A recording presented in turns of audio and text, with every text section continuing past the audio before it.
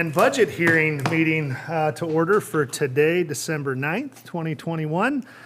So let's go ahead and stand for the Pledge of Allegiance.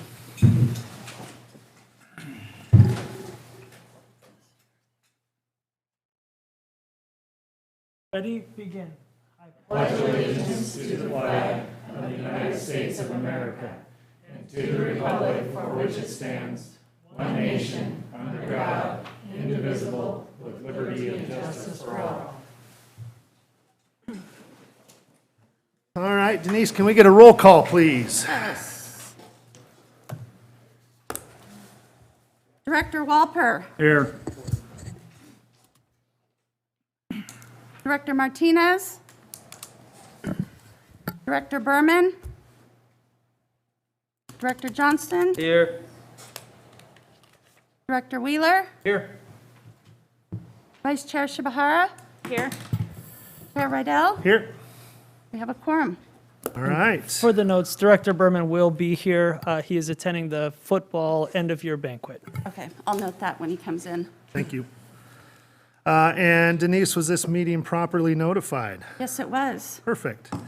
Well, welcome. It's nice to see faces here. So thank you guys for coming and appreciate you guys being here tonight. So let's start off with item B, adoption of the agenda. Chair Idell, I move to approve the agenda as written. Second. Moved and seconded. Any discussion? We shouldn't need a discussion on that. All in favor, raise your right hand. Motion carries. All right, item C, Board of Directors reports. Director Walper, we'll start with you. I think the only thing that I've got to say is I'm excited to see movement on the turf build of the football field. And I think we're going to get the community involved, and I'm really looking forward to that. A lot of volunteers. That's it. Great, thank you. Director Wheeler. I got a couple things here. First off, our pillar report meeting, I'm on the finance pillar. We had it a week and a half ago or so, I believe. It was a good second meeting that I've attended, I think the third one for the group. We're going to dive into more of the finance stuff with Christina. She did a good job putting the agenda together on that. Nothing really new to report. Well, I guess we have the budget transfers today. Like I said, we'll get into that. It's good wading into that as a group and getting to know each other and figuring out why we're there and how we can help communicate our finances better to the community. Second thing is, I am on the Estacada Planning Commission, and it seems like we're getting a lot of enrollment type issues at the Planning Commission, as well as all these houses going into the school district. What's the school district going to do?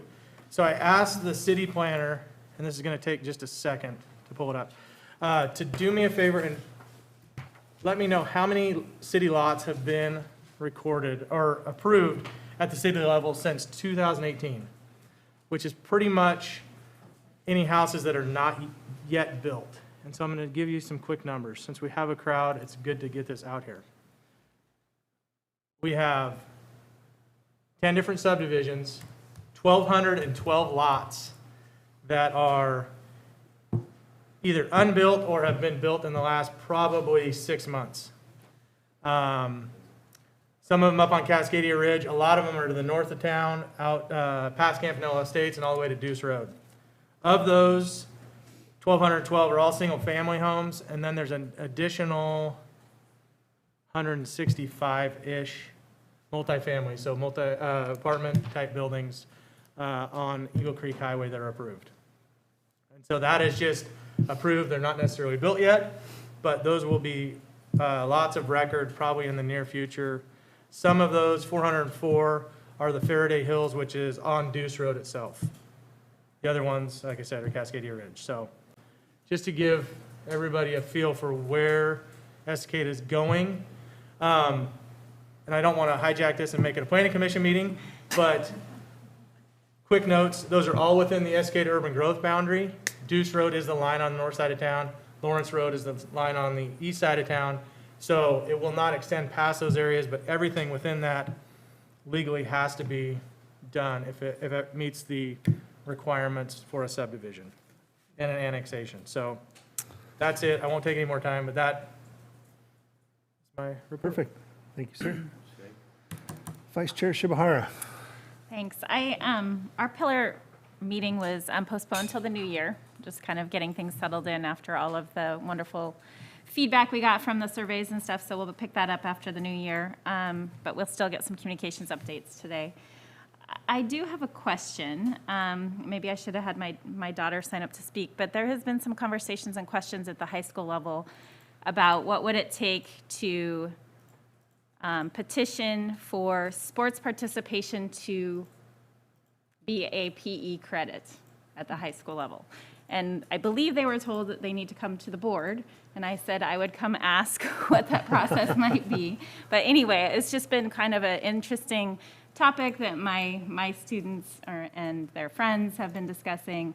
And anyway, I just thought it was interesting, and I kind of think it's neat that they're interested and want to participate in some kind of conversation about their, academics and what that might look like. So anyway, just a question to ask you later, I Yeah, suppose. great.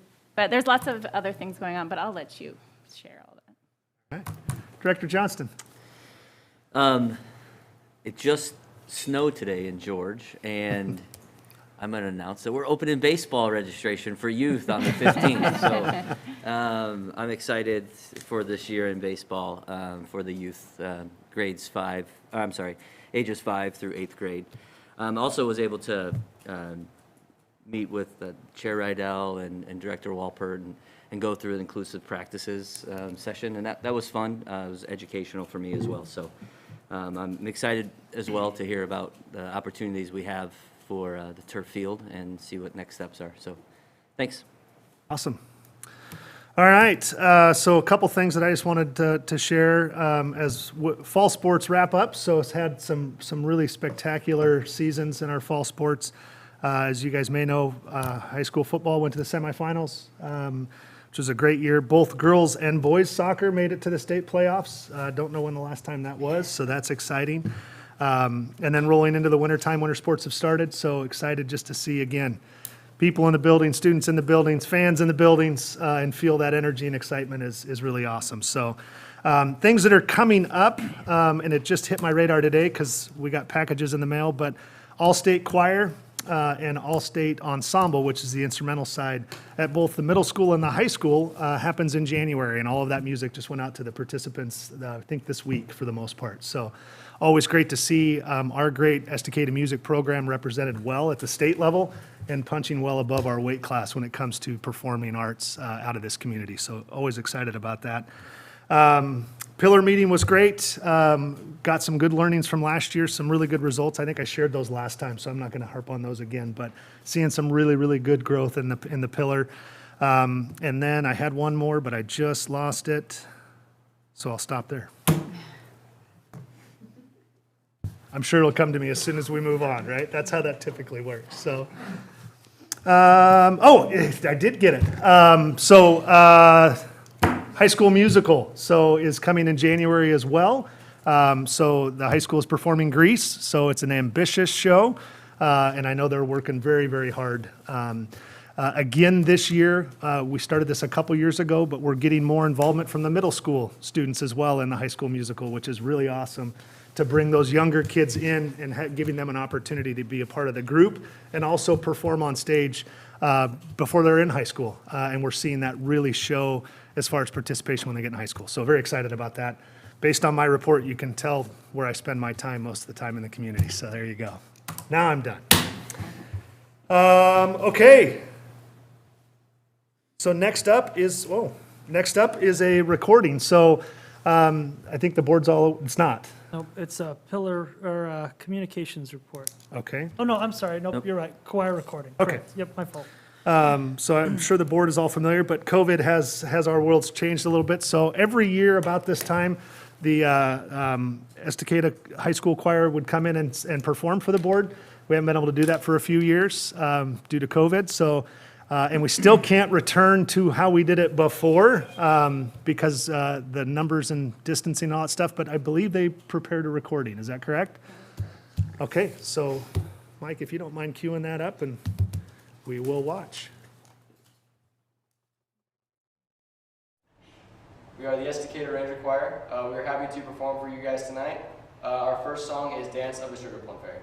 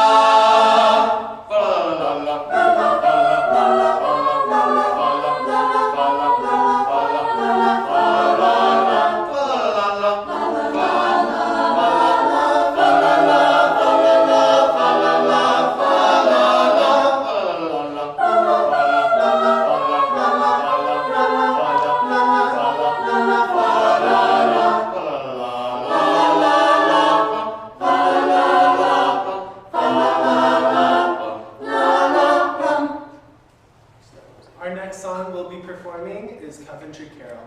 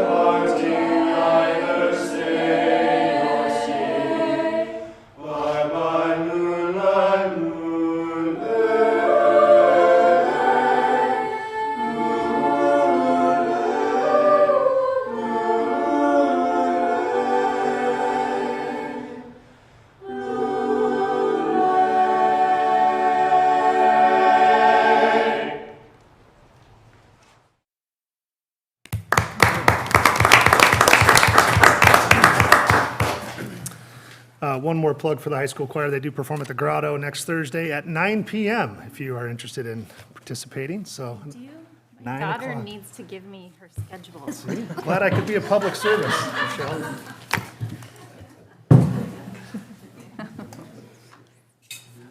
All right, so on to D, strategic plan pillar reports, and we have 3 of them tonight. So first up is Maggie Kelly with communications report.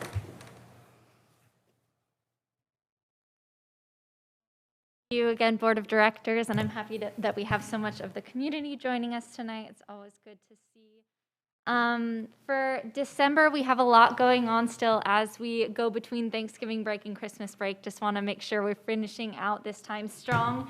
I might go a little bit off script just because some things have happened since I've compiled this report. One thing I wanted to highlight was conferences were really successful, even though they were in a virtual format.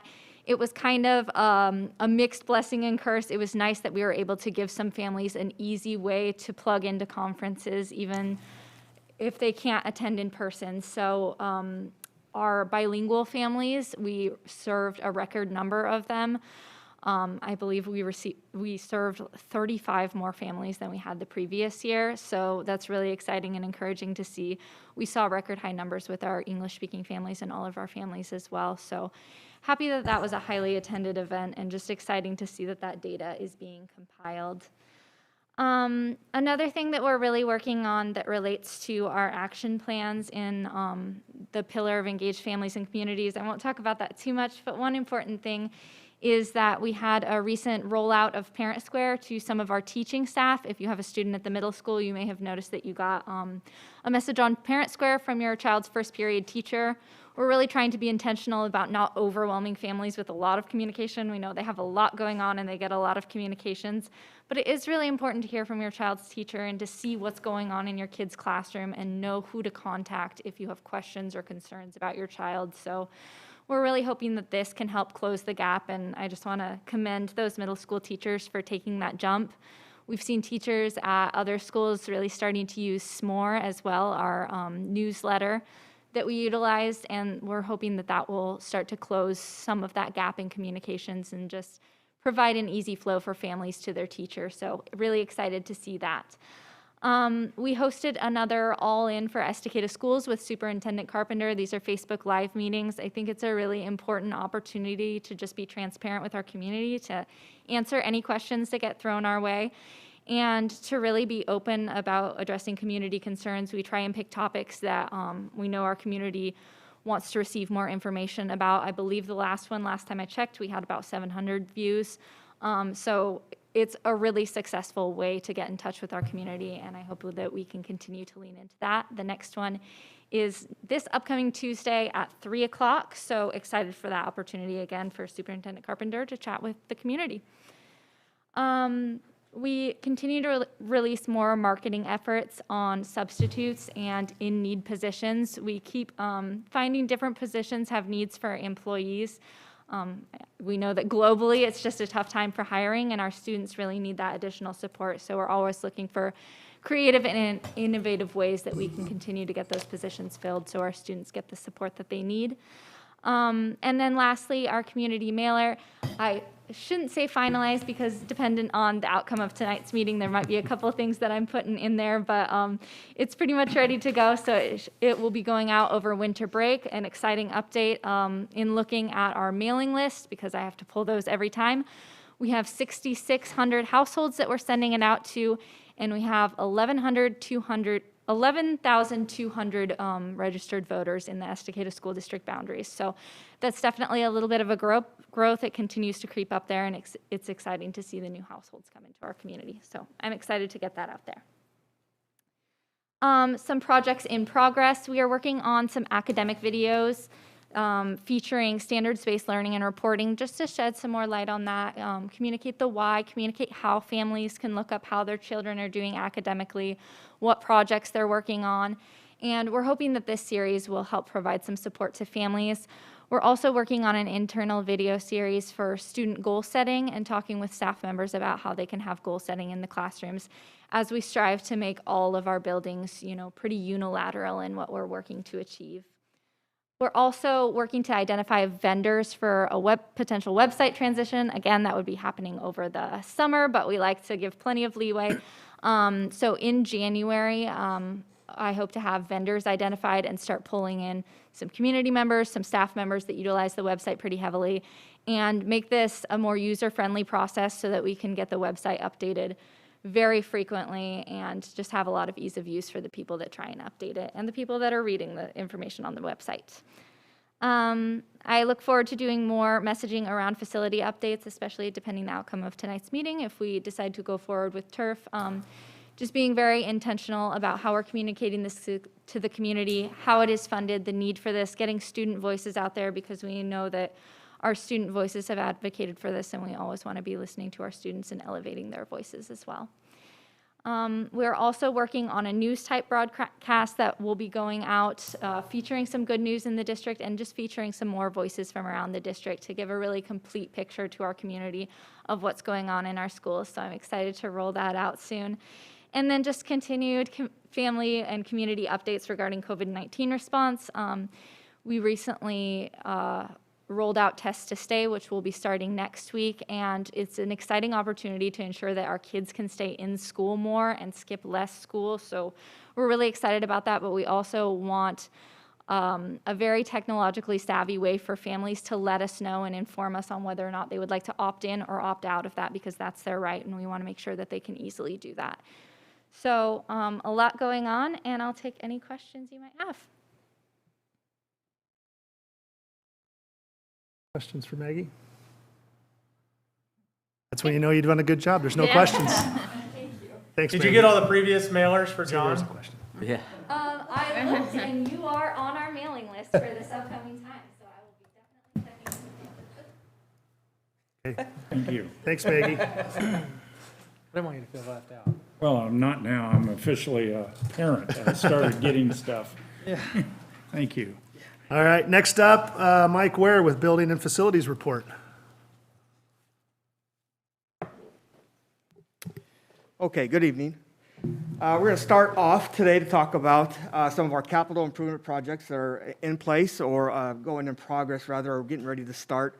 Our kitchen renovation will be starting over the winter break, and if you recall, we're going to be replacing our dishwasher system at the high school and actually relocating it. If you're familiar with the high school cafeteria, we have a small little area where our dishwasher set is currently there. We have some inefficiencies, inability to clean certain dishes, so we've made the decision to move that equipment out to the main floor of the kitchen. So excited for that. Have a guarantee that that's going to get done within time. It must, because we have to be able to cook for students on day one when we return in January.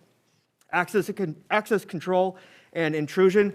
Again, so we are going to be starting that access control project over winter break. The district, after looking at our systems, decided to move forward with intrusion as well.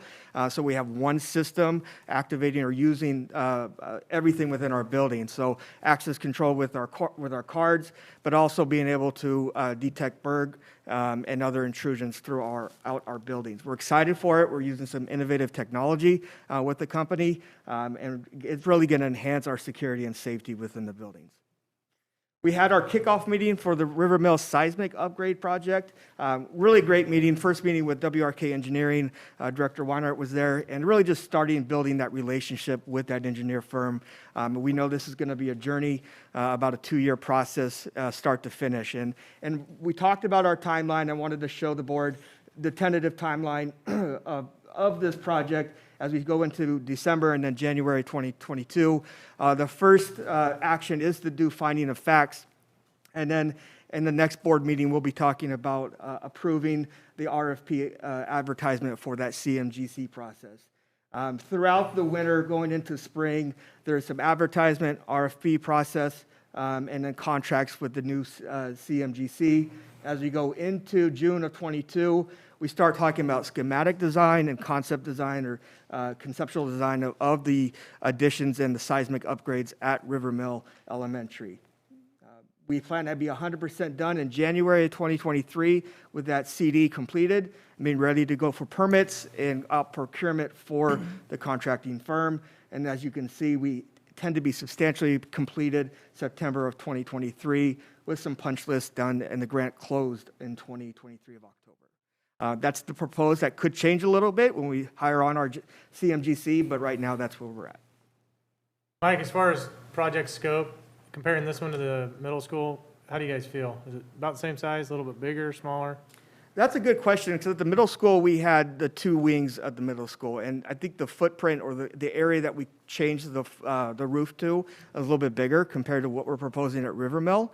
Again, we are still exploring the opportunity to potentially just remove and replace the entire roof if the district is able to move forward with that.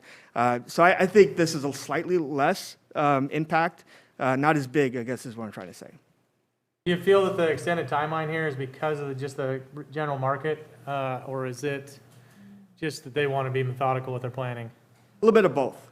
We felt that, in working with WRK, that if we wanted to target the end of summer of 2022, that was going to give us a tight window to get conceptual design, hire on a CMGC, and a quality contractor to be able to do this work. This gives us a longer runway to be able to do that, and then the market.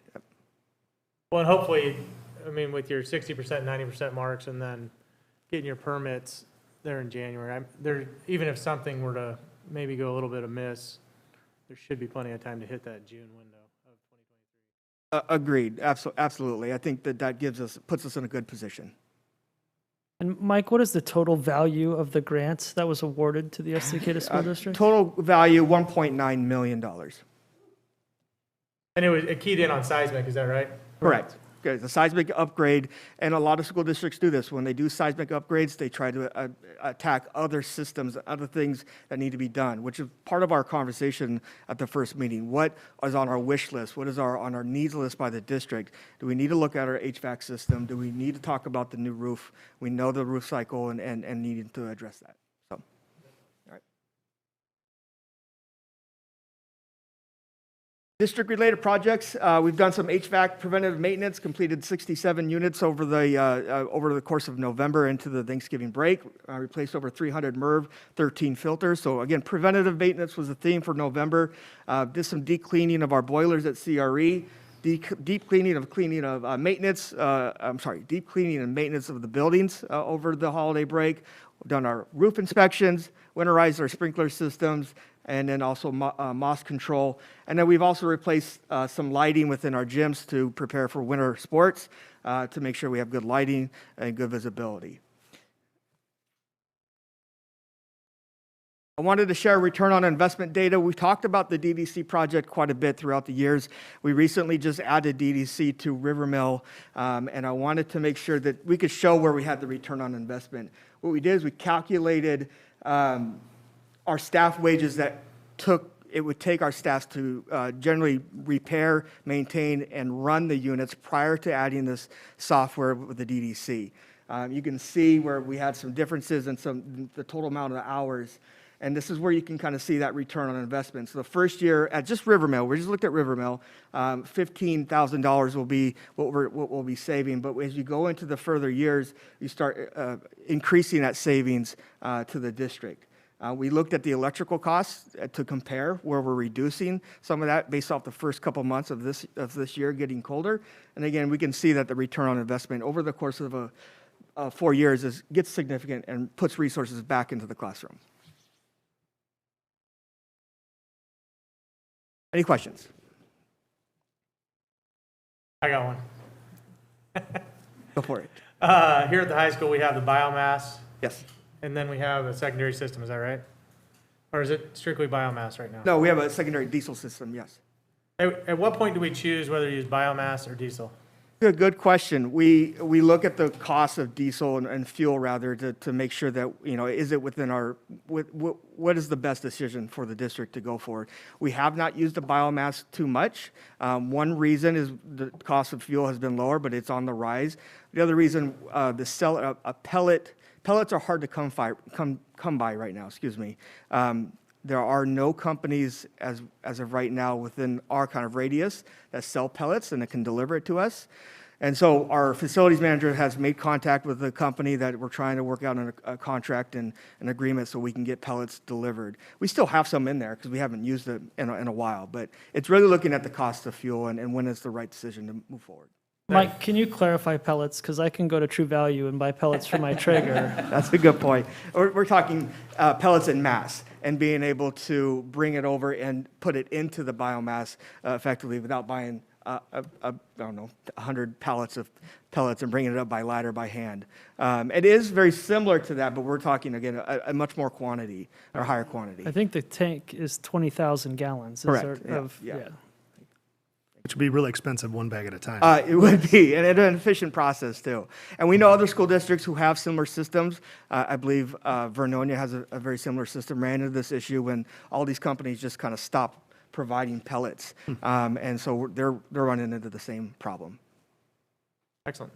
I did have a question not related to this, but facilities-wise. So we're seeing an uptick in break-ins to facilities behind the high school. So can you talk just a little bit about what our next steps are for that? Yeah, one of the things with the intrusion and access control, we're looking at our baseball hitting facility to increase adding access control and intrusion at that facility. We do have a camera system within our perimeter of the high school, and unfortunately, sometimes we don't have the best view with those cameras. We've been working with our SRO, who you'll meet tonight, who's very active in supporting the district and trying to find individuals. We've actually made some arrests based off some recent break-ins. But we are looking at upgrading our camera system to be better and more enhanced, to be able to see at night, to be able to see further away distance individuals who might be able to skirt around the current camera system right now. Okay, great, thank you. And he has been great because I've talked to him a couple times. Yes, he has. All right, more questions for Mike? Okay, thanks, Mike, appreciate it. And next up, finance report. Christina Weinard, hello. Yes, thank you. Thank you, and good evening, Board. The first report I'm going to show you, forward, is the general fund for the month ending November 30th. You'll see that we had month-to-date revenues of $8.5 million, pointing out majority of that is in the local property taxes. And then our expenditures are $2.7 million. So that gives us a year-to-date revenue of $26.8 million and expenditures of just over $11 million. So projections for revenue, still projecting 40.7 in the revenue. Gonna be really looking in at that state school fund number and the enrollment numbers in my December membership and revenue. So hoping that to come out with more information, and the state will be giving us a new estimate in February for that. And then total expenditures currently, prior to the board resolution that we're going to be, budget resolution we're going to be bringing, showing expenditures of $33.8 million. So this is currently showing an ending fund balance of $6.8 million. I got a question. Yep. On the local property taxes, we had a working budget number of 6.8 million, and we're $500,000 short on that. And that'll probably trickle in with the second and third payments that people are allowed. If we stick with that number, does the state school fund then backfill the remaining balance of that? If the number stays, yeah, it adjusts. So if we get a little bit more than that, then we will adjust with the state school fund. So it'll be a balancing. Even on the low side, it will do the same, right? Even if the taxes came in Yes, over. exactly. Okay. Thank That's you. why I can't really give you a, I am estimating still that we'll be pretty close to that 6.8 because we're not going to be getting that much more, and it trickles down. We do get a little bit every month in the local property taxes, but I will be, I mean, hopefully that would be great, but I don't estimate that we will get much more than 6.8. Okay.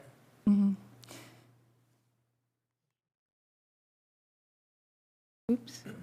The next is our revenue graph. You can see here that our projected revenue is still majority, 63% of the state funding sources, which is our state school fund. 18% is our beginning fund balance, and 18% is our local revenue, which is our property taxes and student fees.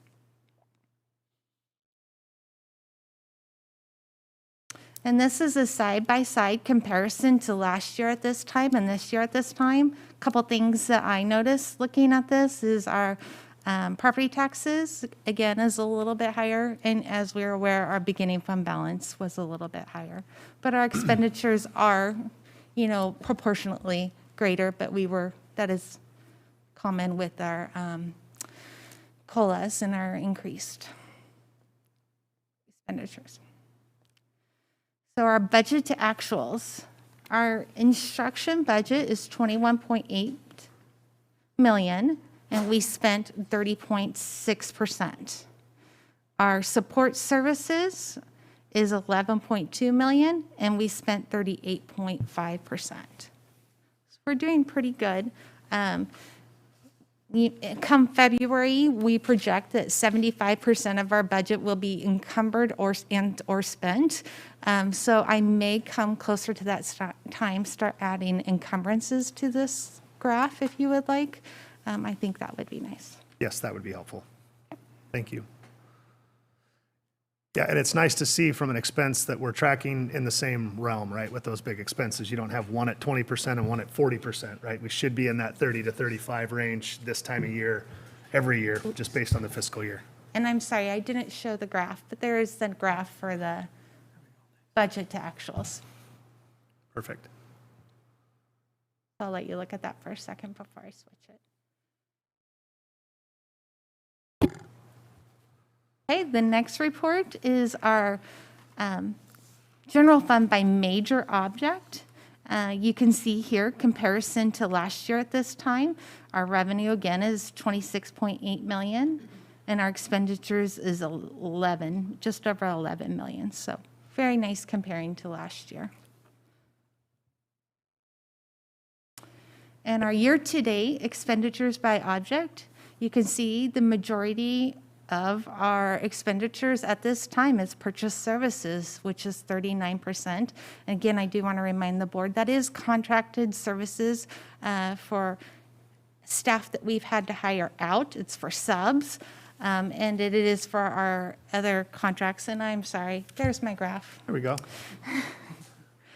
And then our salaries is 34%, and our associated payroll costs is 18%. So the majority of our year-to-date expenditures are contracted expenditures. So I'm bringing to the board this month a capital projects budget. This is just our capital projects. It's not going to be where we house our seismic grant. I just wanted to pull this out separately for us to have every month. You can see that our total resources, our budget was 2.5 million, and our total expenditures is 2.5 million. Our year-to-date revenue is 2.4 million, and that includes the beginning fund balance. And our year-to-date expenditures is 73,000. So at this time, our projections currently is 2.5 million ending fund balance.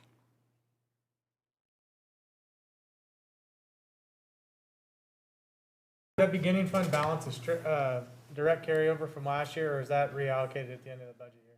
That was direct carryover from last year.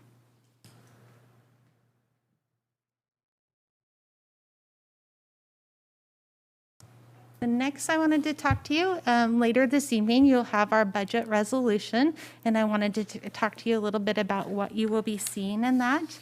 The general fund, we are asking for an adjustment to the instruction by 1.5 million, and an increase to the 2,000 supporting services by 1.1 million.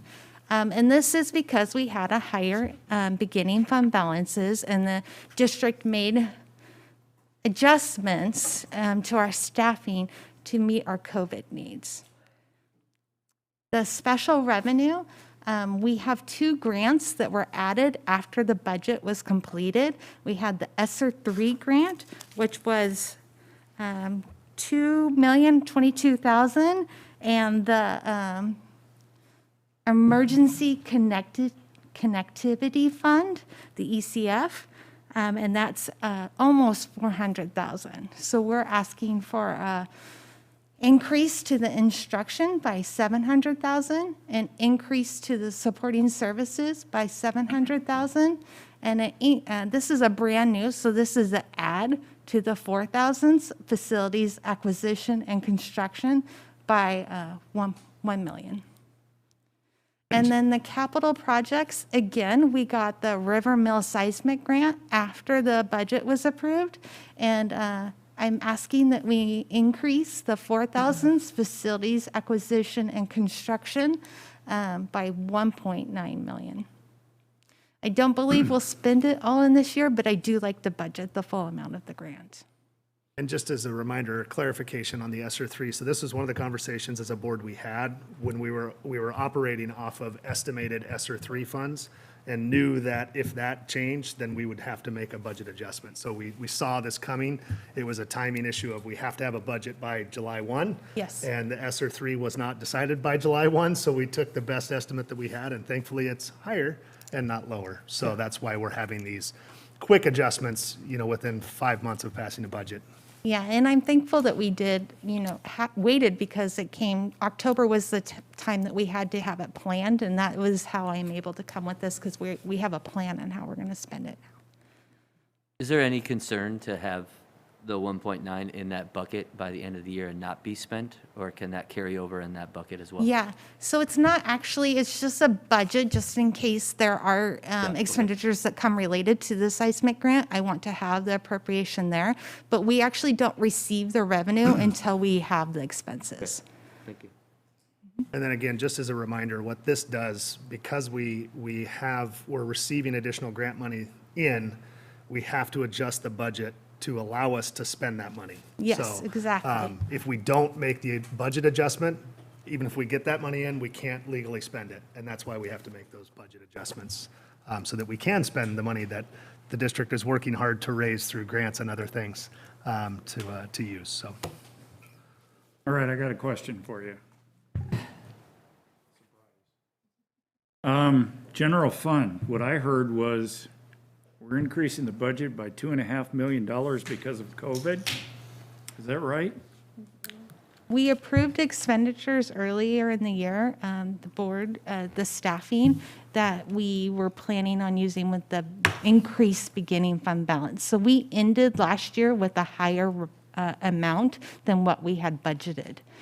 By And $2.5 million?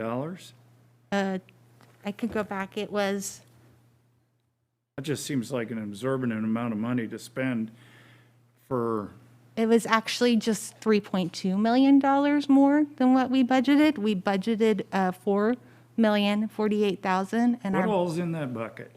beginning fund balance became in as 7.2. And that was due to a few things. We were able to use ESSER expenditures on some things that we normally would have allowed with general What kind of fund. expenditures? ESSER, So it's the money that came from the federal government similar to the Paycheck Protection. Schools received its own federal aid to support conducting school services through federal dollars. So what we had earmarked to expend out of the general fund, we ended up using different funds that came to us from the federal government, ultimately allowing things. Also, because for half of the school year, the school year was in virtual learning, our bus routes were considerably less. Our athletic fees and some of those things were considerably less in terms of how we paid for it. So the overall expenditure to run school last year was not as expensive as a normal school year, ultimately leading to a higher end fund balance. And then we were also able to offset some of those expenditures with unanticipated federal funds to help support that, ultimately leaving us to start this school year with a healthier financial ability to support the needs of kids as we welcome them back onto campus full-time. Then we increased our teachers, right? Our staffing. That's correct. And our Our staffing. support, like our, Yep. paraeducators Yep. and things like that, right? To That's help correct. provide, Exactly. Yeah, more Yep. services. Yep, absolutely. And we were able to successfully resupply in all of the PPP, things of that nature. Yep. Could you show me what's in that bucket? Maybe in the next week or two? I'd be real curious to see what generated that $2.5 million. the change, it's just you see, like when you're looking at this report right here, oops, I'm not changing the right one.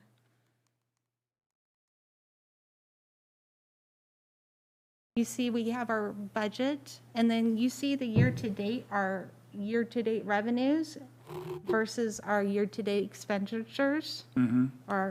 And the difference between that is our ending fund balance. So that's how I'm projecting a 6.8 ending fund balance.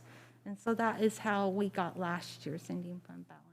Our revenues came in higher than our expenditures. I think this is where we're missing, so correct me if I'm wrong, but that last slide that you landed on, it's not that we are saying we're going to increase those expenditures. What we're saying is we can have more in our general fund because we Yes. received federal dollars that made those payments, which leaves us more in our general fund, which we have to say, we can have this in the general fund, right, from a Yes. budget standpoint. Yeah. So this is not an increase in expenditures from general fund. This is saying we can have more in the general fund, and the reason that we have more in the general fund was because of the federal money That's that we correct. Thank you. received from a COVID support. Okay. Does that make Very good sense? explanation. Yep. I was following you because I'm thinking, no, I don't think we're not increasing expenditures, we're just saying we can have more in there. That's correct. Okay. Yeah. Thank you. Yes, yep.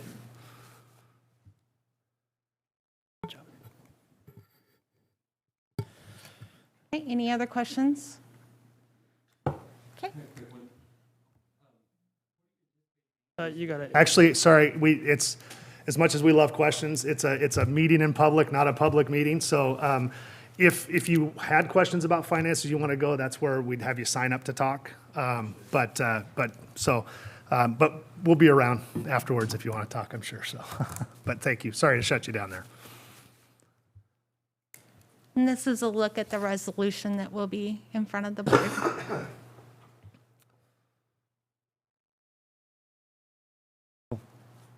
Okay, next is enrollment.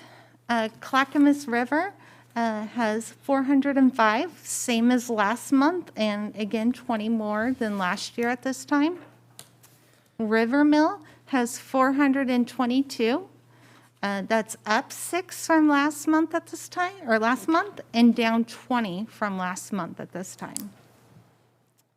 Estacada Middle School has 396. That's down 4 from last month and down 13 from last year at this time. Estacada High School has 498, and that's down 8 from last month and down 5 from last year at this time. So district has a total of 1,721, which is a total of down 6 from last month at this time and down 18 from last year at this time. And then Summit, we have Summit here has 12,700 or 1,279, giving you guys a little more over there. It's no change from last month and down 175 from last year at this time. Total district, including Summit, is 3,000, down 6 from last month at this time, and down 193 from last year at this time.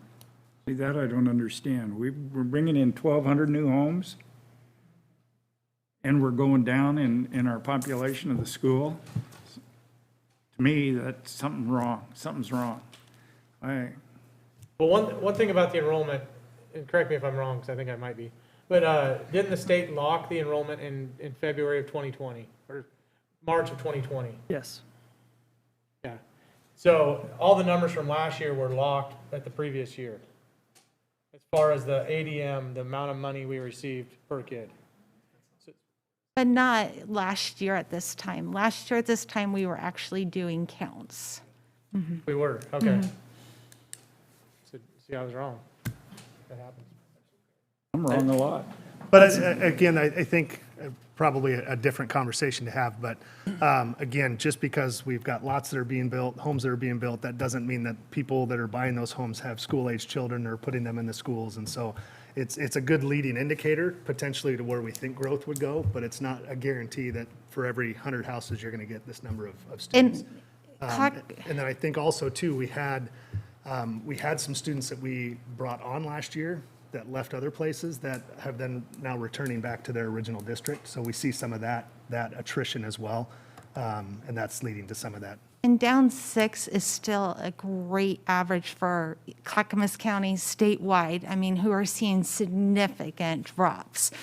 So it could be a balance, you know, those numbers that are keeping us from dropping with the average of every other school district in Oregon is dropping, because we're still at a really great enrollment numbers. Does that make sense?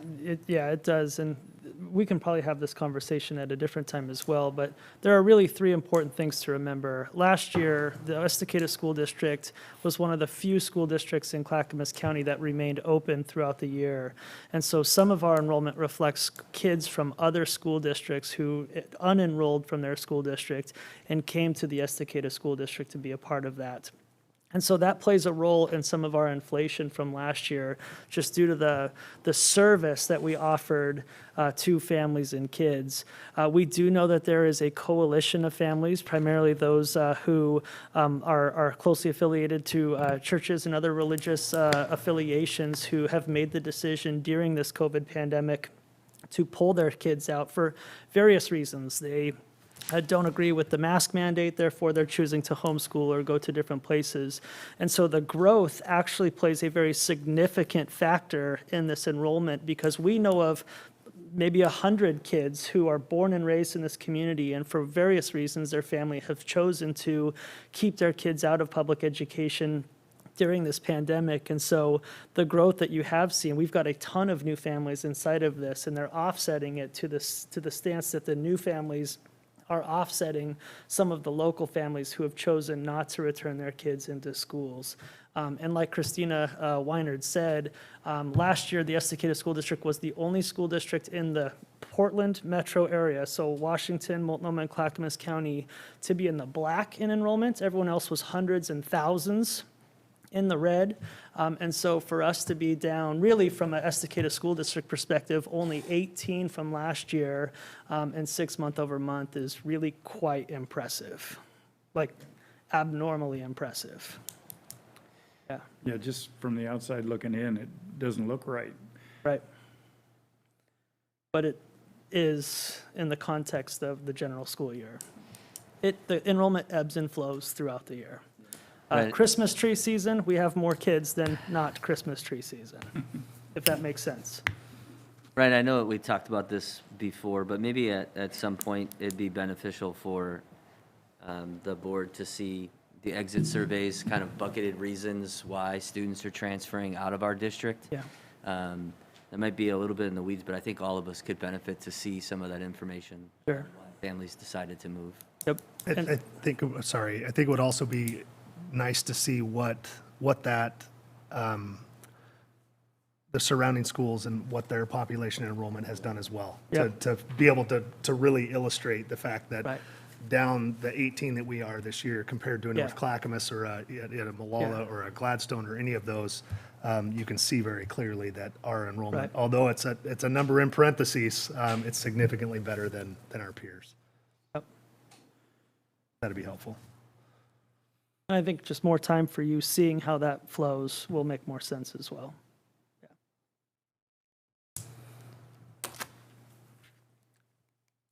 The last thing I'm going to show you is the graph.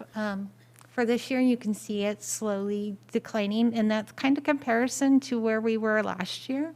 And then we went up, so it'll be interesting to see if we have that same trend.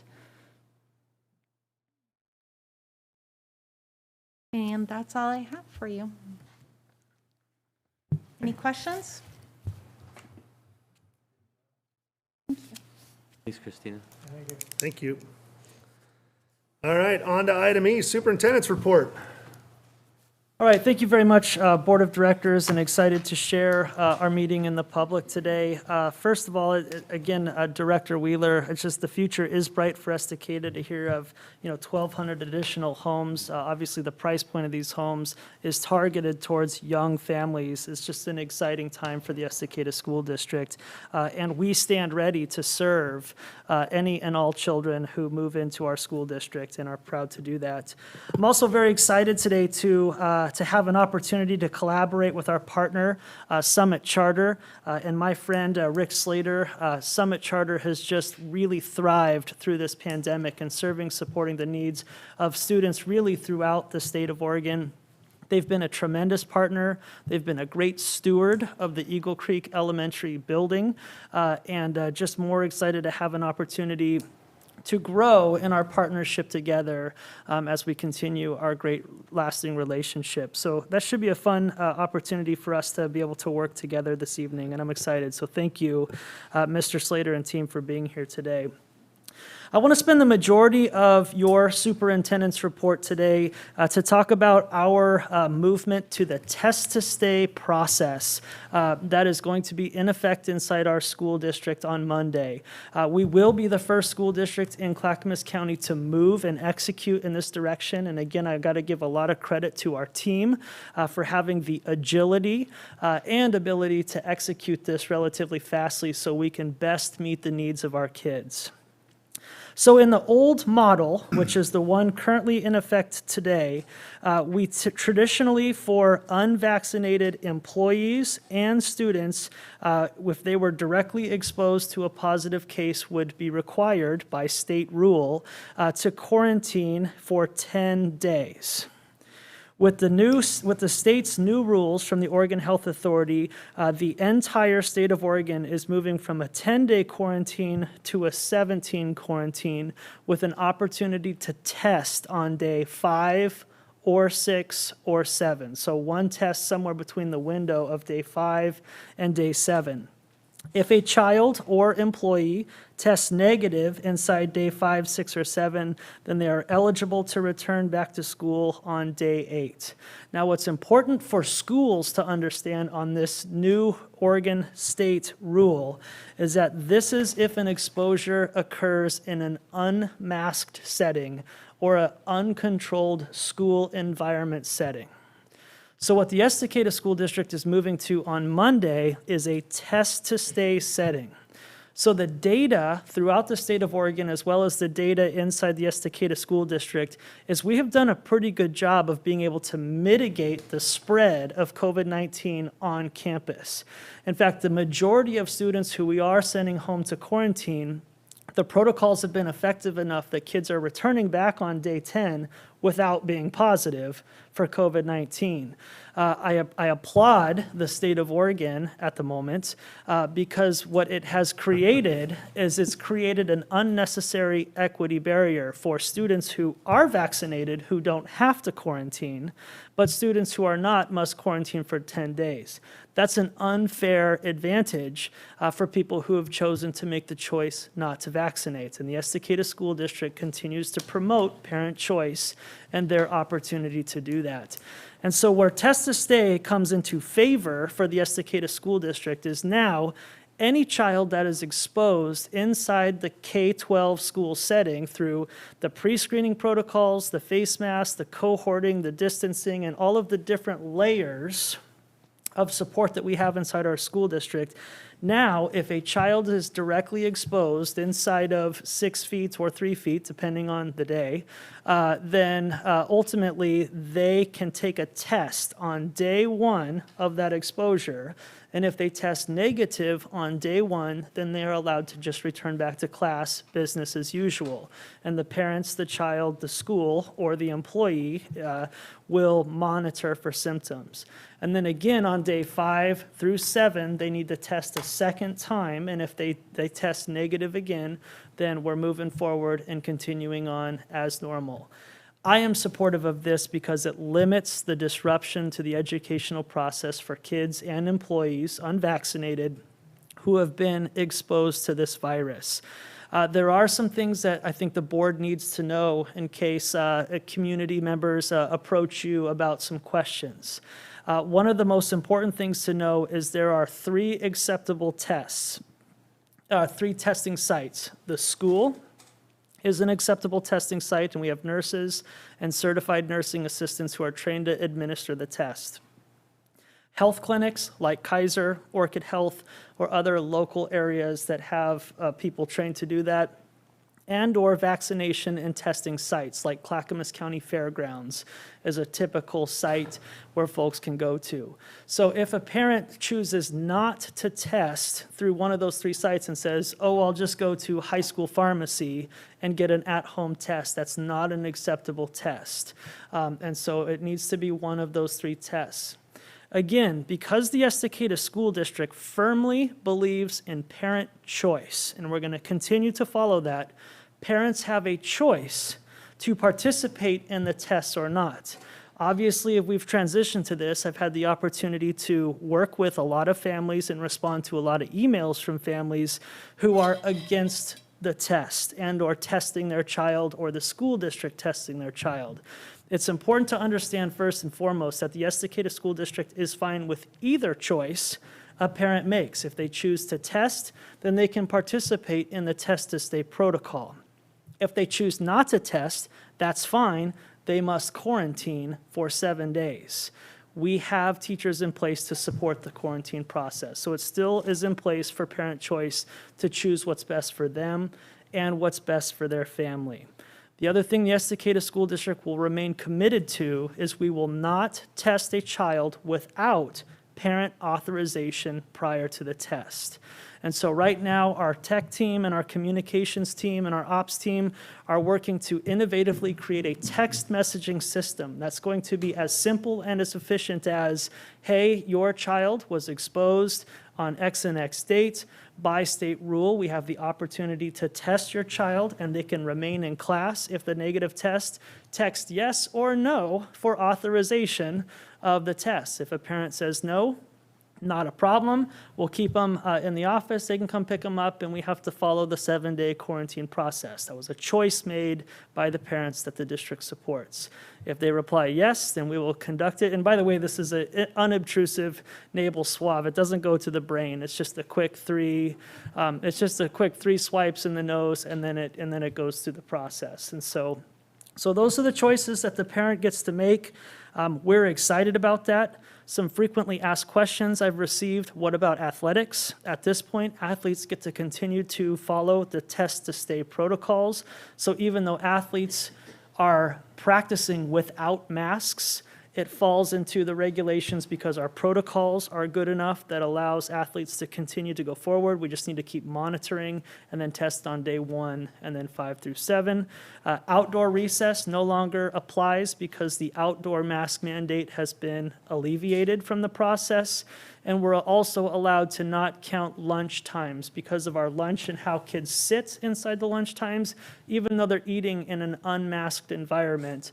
That's okay because of our protocols too.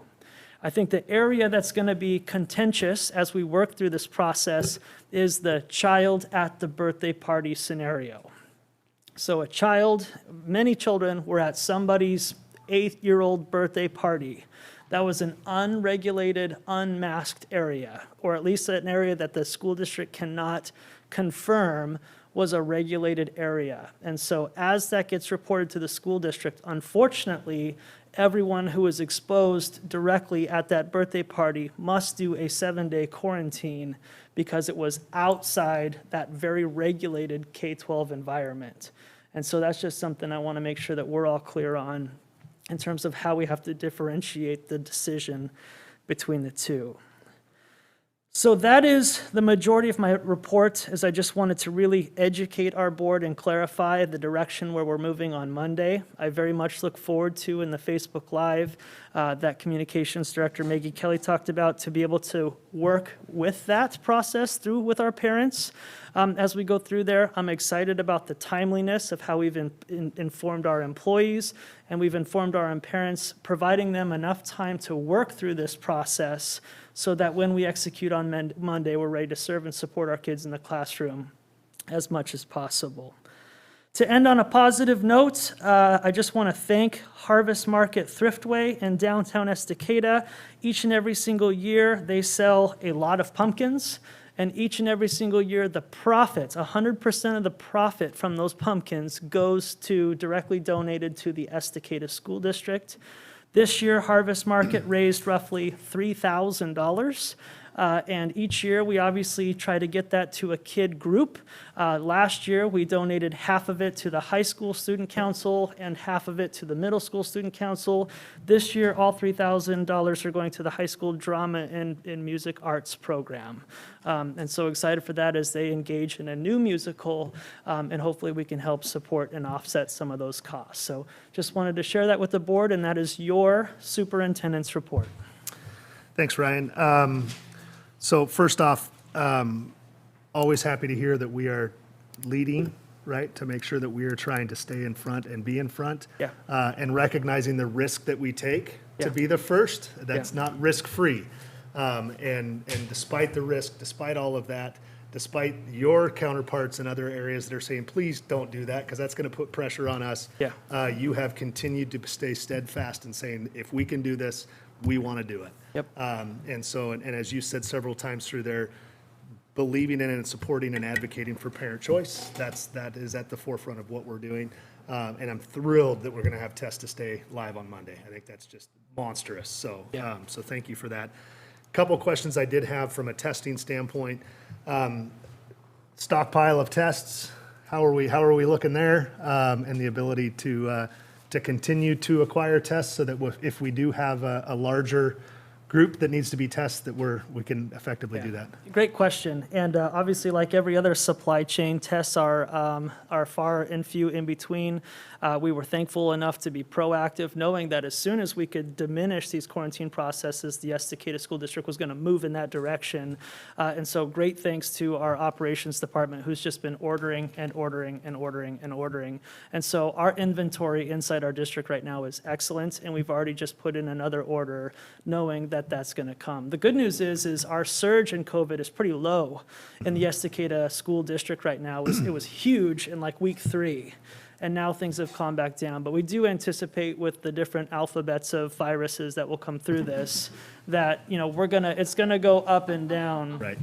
As it comes through, and we'll be ready to serve and support that. Thank you. Awesome, thank you. And then one more, just clarification. You said health clinics, but it's a health clinic or any medical office that does the Correct. test, right? So Yep. it doesn't have to just be a clinic. It could be the primary care. Yeah. It could be a hospital. It can be a clinic. Yes. It just has to be, it just can't be a test at home, Correct. basically, is what Correct. it is. I can't order one from Amazon, test Right. it, and then say, hey. Yeah. And they're just different tests. We don't need to Yep. get into that. But I just wanted to clarify that it was any medical facility that performs a test, That's we're good to right. go. Perfect, thank And you. I just want to add, we're purchasing those testing kits with ESSER money. We did set part of our ESSER money to use that for. Yep. Thank you. So it's not even coming from Not the general coming fund, out of our, which will lead to more end fund balance. One quick question. A kid tests negative on day 1, day 5, 6, or 7, he tests positive. Yep. Or she.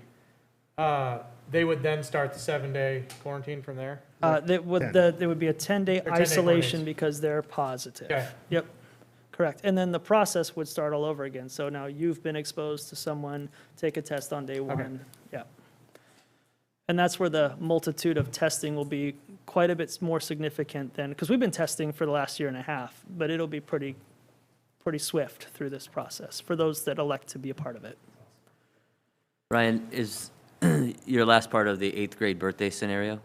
So I'm assuming there's nothing outside the district that you'd be able to provide evidence that you meet the same requirements, right? So anything that happens outside of the district would require that group That's to correct. be quarantined. Is that correct? That's correct. Yep. other questions for Superintendent Carpenter? Thank you. Excited for Monday. Yes. Us two are ready. All right, item F, reports and presentations. So I saw all the heads turn to the door when the deputy walked in the room. And I almost said he's on the agenda, but I know everybody has an agenda, so I didn't feel that was necessary. But we'd like to welcome up our SRO, or School Resource Officer, Deputy Olson. So thank you for being here tonight. The floor is yours. Not much to go over. Deputy Olson, I've been a deputy with Clackamas County Sheriff's Office for about 8 years. I patrolled the Estacada area now for 2. Been happy working here. It's a good place. I've been interacting with kids. We've had a couple break-ins recently, but we have made a couple arrests, and I'm continuing to investigate the other burglaries that haven't been solved. About what I got going on. Awesome.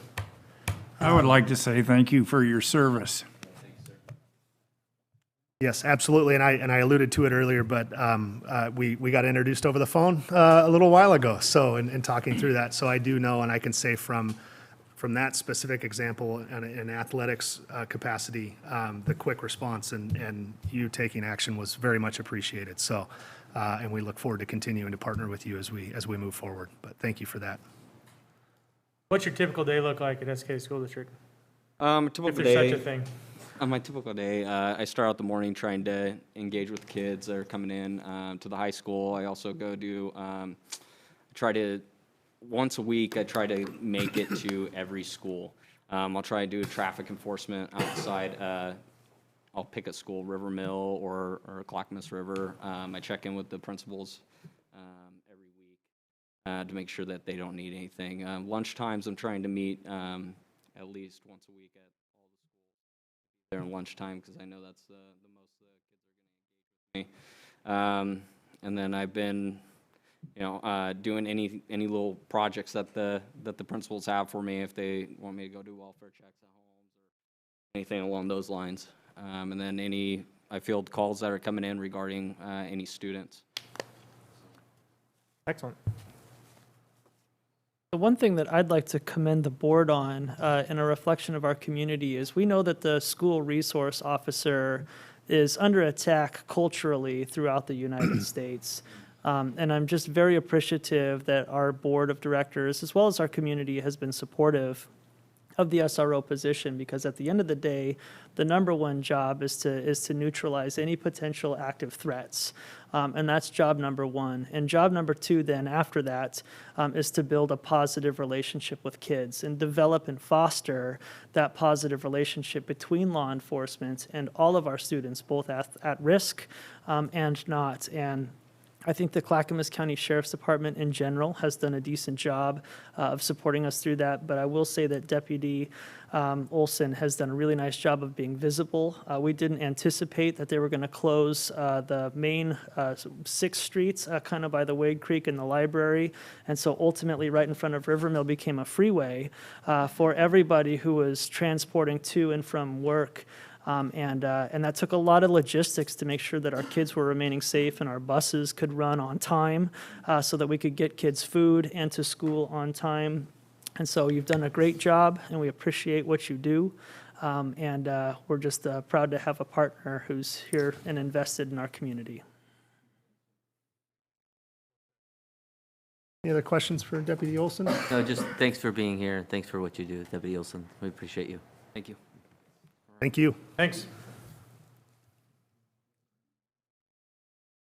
All right, next up, Rick Slater from Summit Learning Charter. Come on up, Mr. Slater. It's been a while. It has been a while. You moved your place of meetings. You put me on a time schedule, which has been unheard of in past years. Nobody gets 15 minutes. Yeah, you get more than anybody else, so just appreciate it. I appreciate that. Superintendent Carpenter, I really do. First of all, I guess I'm going to begin by hoping that you got a chance to view the video we put together. So by way of explanation of what you saw there, we have been assembling over the last 2 months that and a good deal more material in anticipation of a visit we had from 5 or 6 people from ODE to do an evaluation. It's not really part of our accreditation program. The legislature and ODE are in the process of trying to decide about maybe rewriting rules for virtual charter schools. And what we are anxious to do is to make sure that they see the face of our charter school and how it works. We didn't bother them with, checking out computers and looking at software. We wanted them to understand the heart of the school. And I guess I have to say, because many of you are new to the board and haven't seen me a lot, first by way of disclaimer, because I know that this is something I need to say in a public setting. When I was 7 years old, I had rheumatic fever. And I've had an essential tremor ever since then. So I'm not scared about being. Well, that just takes all the fun out of it, Rick. I'm from Montana, so I always told people I'm not scared, I'm just so fast. And I'm in the move already. So that's why I always have to have a podium in front of me. Never could hold a note in school because I couldn't read it if I was holding it anyway.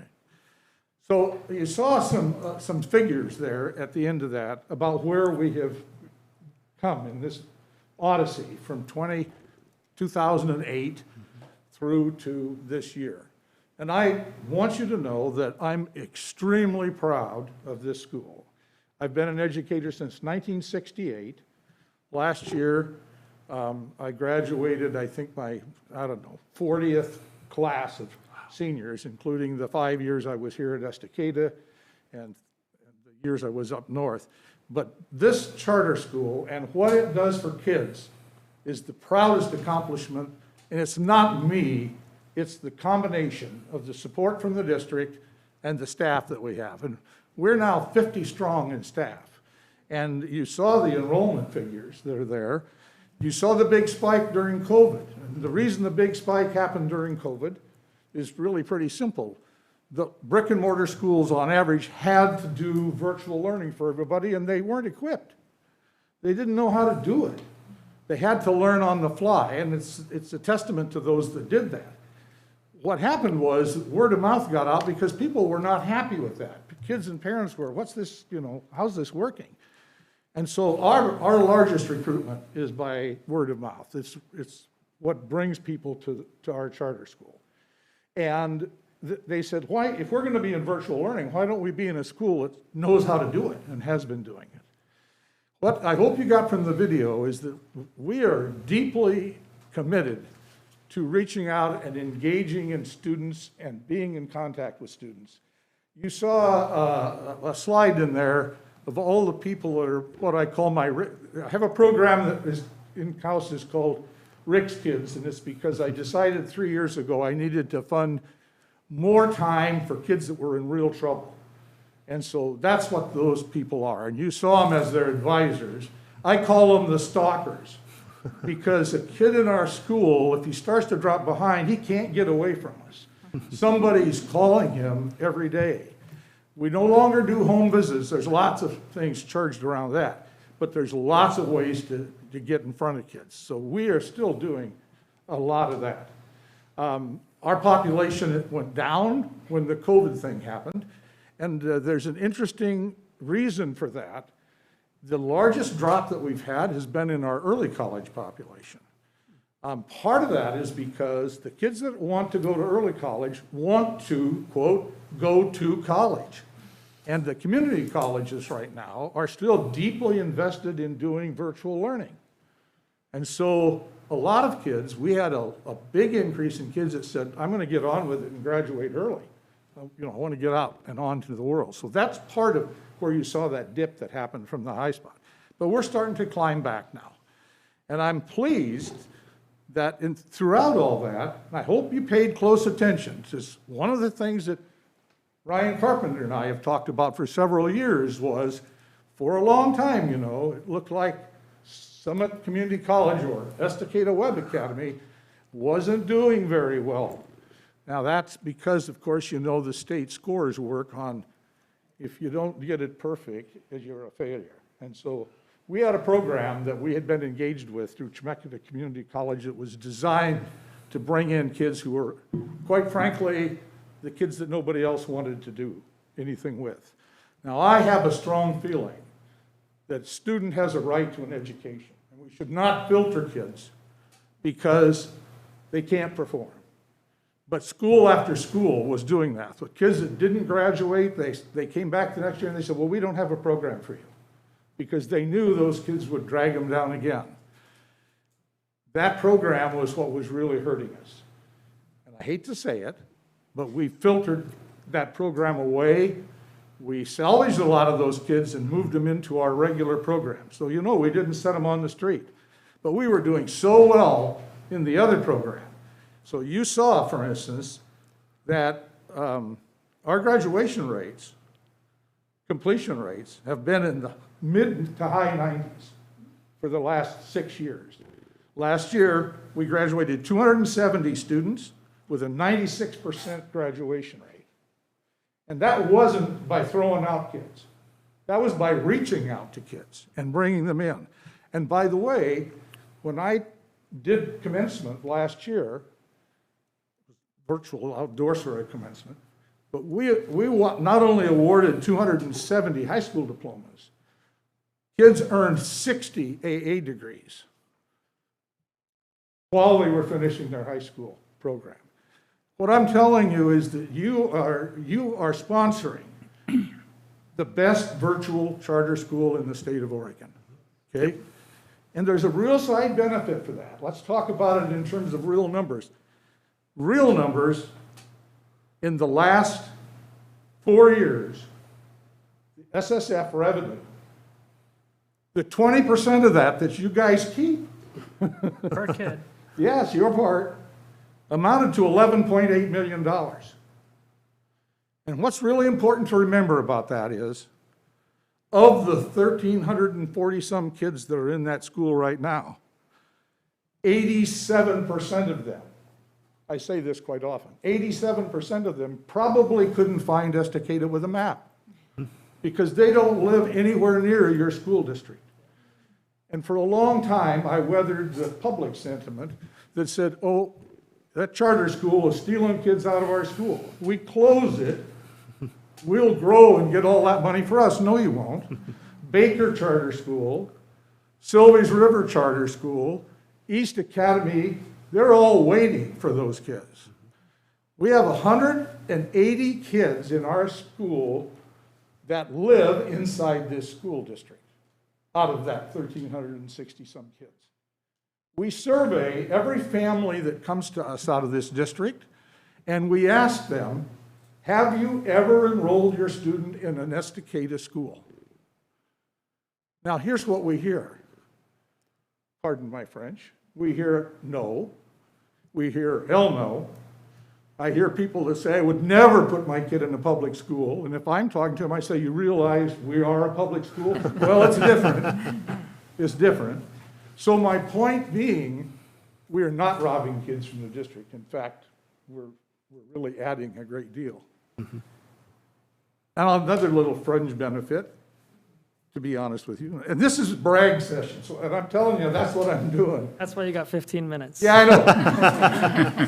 know. Summit Learning Charter in the last 3 years has spent $1.57 million of capital projects renovation at Eagle Creek School. Every HVAC system in the school has been replaced. We have air-conditioned and heated air in every room in the building that is all new within the last 2 years. Every part of the electrical system has been upgraded. Every switch panel has been replaced. Every plug on every wall is so safe that 5-year-olds can crawl up to them because they've got those goofy things that you can't stick anything in because it's all safety things. There's too many things. I've asked the district to come up and look at it. We have been a great steward of that school. And that school now houses 1,365 students that generate revenue for this district, even though they don't come there every day. As a matter of fact, if they did all come there every day, I couldn't sit them all down in one place. I don't have enough chairs. And the county would shut you down because when it was being used as a school, you had a limit of about 300 kids because of the septic system that would have to be completely replaced. If you've driven by the school, you've seen that it's now completely re-landscaped. It's fenced. I have 14 cameras around that place, an intrusion alarm system, badge system to get in. It's a safe place to come to school. And if you have driven by and you've noticed that there's a portable toilet on the corner of the building and you're saying, well, if you've upgraded the school so much, why do you have that Santa can out there? It's because as we brought kids back to school to our enrichment programs, which are our in-school programs, we fill that school with kids every Tuesday and Thursday and a lot in between. We won't let the parents in the building anymore. They have to bring their kids and drop them off. So if they're sitting out in the parking lot waiting, because our programs run either 3 to 6 hours, depending on what's going on, we make them use the potty outside. How's that for? And nobody's complained because those classes are elective classes. Nothing that we do there is actually required. But what we do there is in a quality program that kids love to be in. Oh, the yellow light came on. Turning yellow. We can leave the lights on all the time, folks, because every light in the building has been changed over to LED. Got $140,000 from the Energy Trust for doing that job. And so I'm very proud of the facility, and I'm very, very proud of the school. I should shut up. I got 2.5 minutes if you have a question. Well, I would like to say that I think we're very proud of you and what you've done. Oh. I saw your video, and if Salem has any question at all, just refer them to the video. that should quell all their questions. It's a very well-done video. Thank you, thank you. Any other good questions? Not a question, I would just reiterate again that the partnership, and this has been a long-time partnership, and there's been a lot of work on both sides to make sure that the partnership works, Yes. and that it is beneficial not only for Summit, but also for the Estacada School District.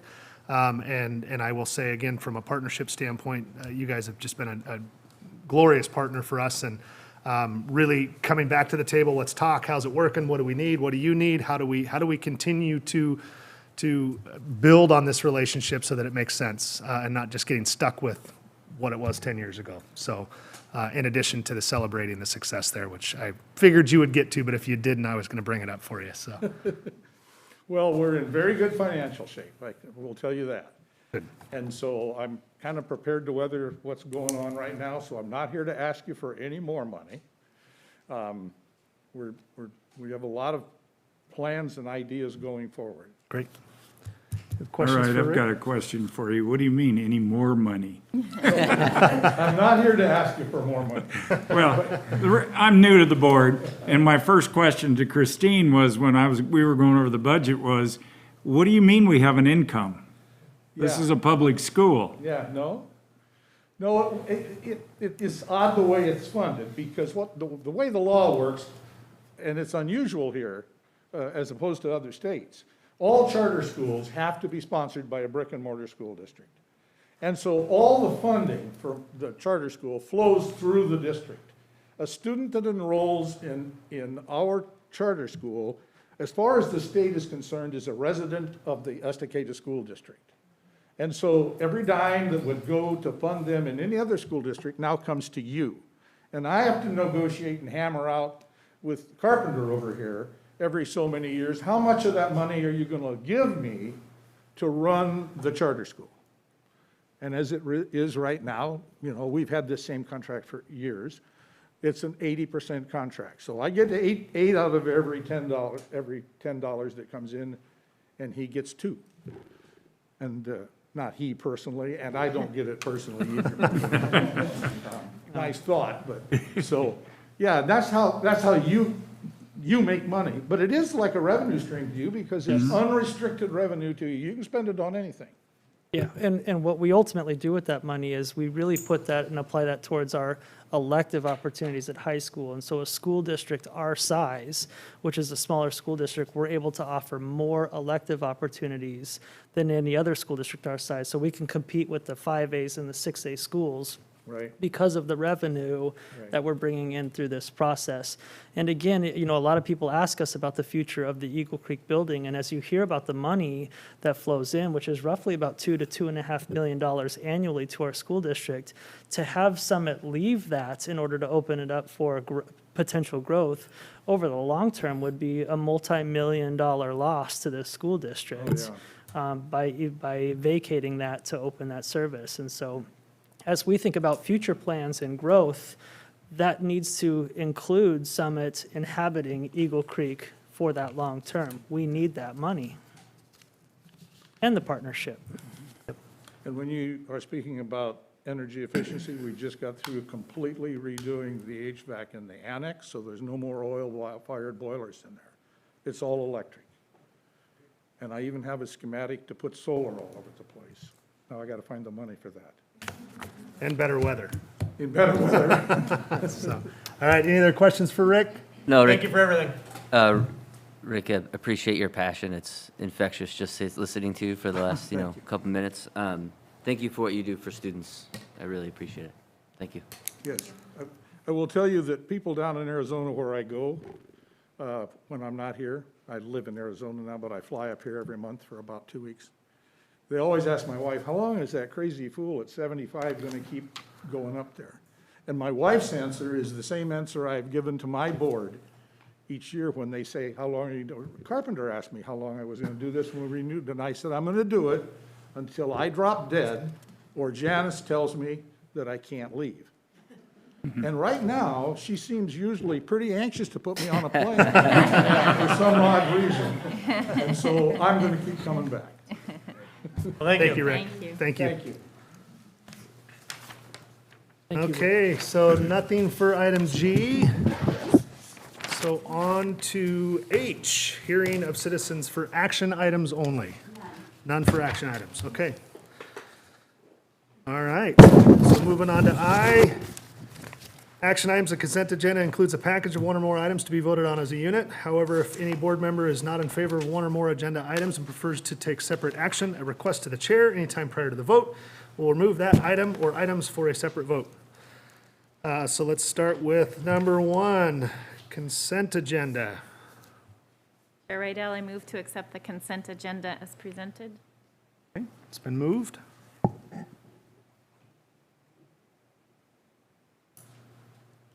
second it. Moved and seconded. Any discussion on the consent agenda?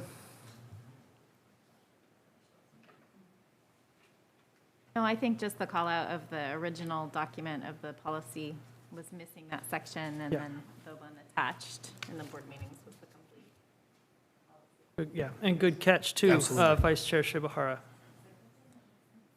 One thing I saw we have, I didn't notice in the last board meeting, but we've hired bus driver, that number of FTE needed is Yes. continuing to dwindle. That's great. I love to see that for the transportation team, especially the relief support the bus drivers need. We are now, thanks to the approval of the board to incentivize and to allow us to recruit more competitively, we are fully staffed in our transportation fleet right now. So excellent Huge. job. Huge. Today. Today. All right, any other discussion? Okay, all in favor, raise your right hand. Carries? So item J, to approve resolution 2022-3.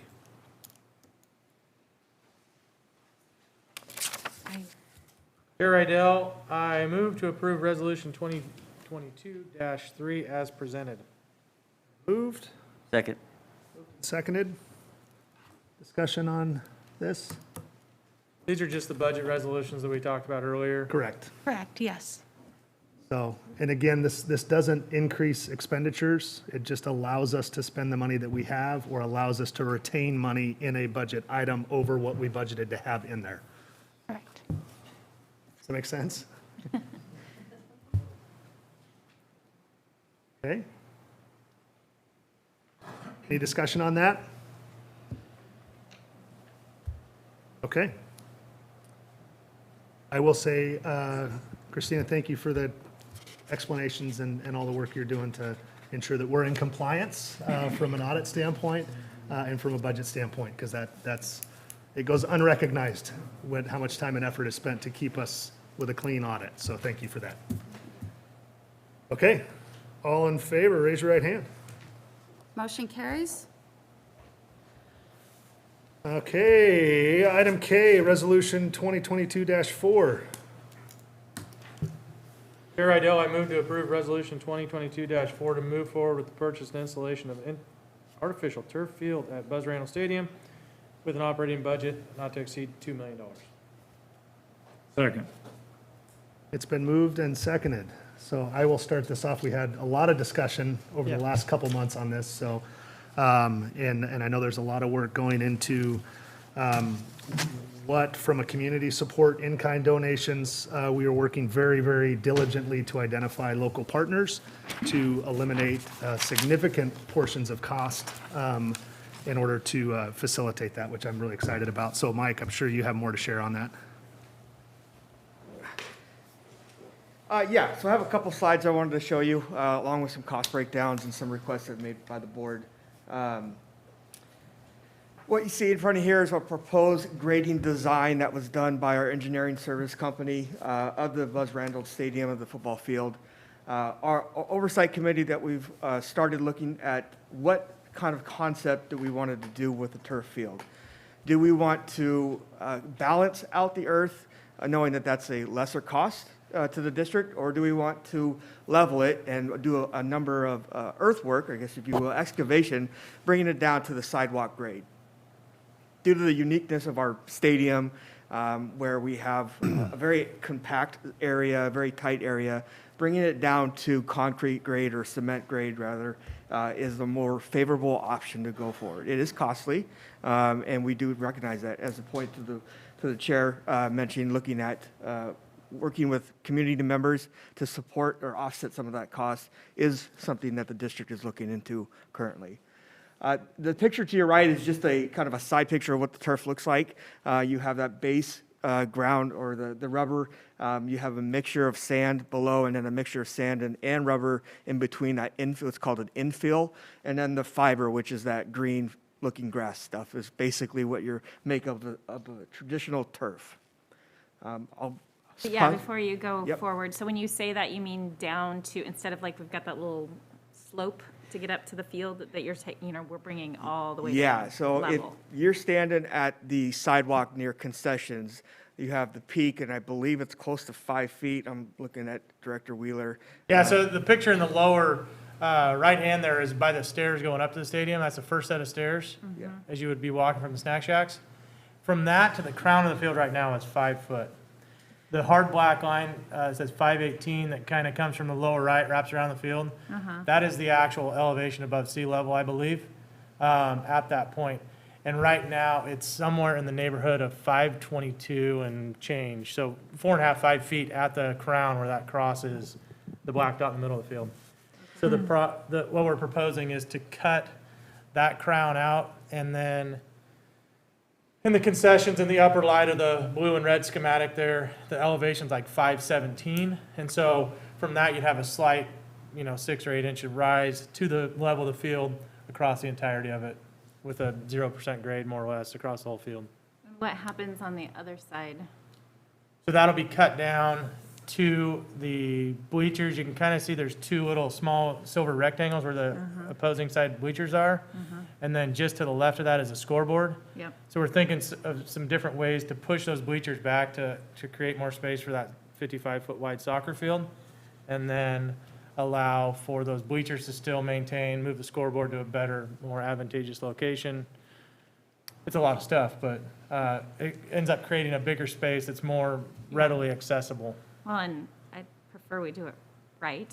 I mean, to do what's best. And I agree that slope, I know of so many people who have fallen and hurt themselves or broken their arms, and it's kind of dangerous as it is today.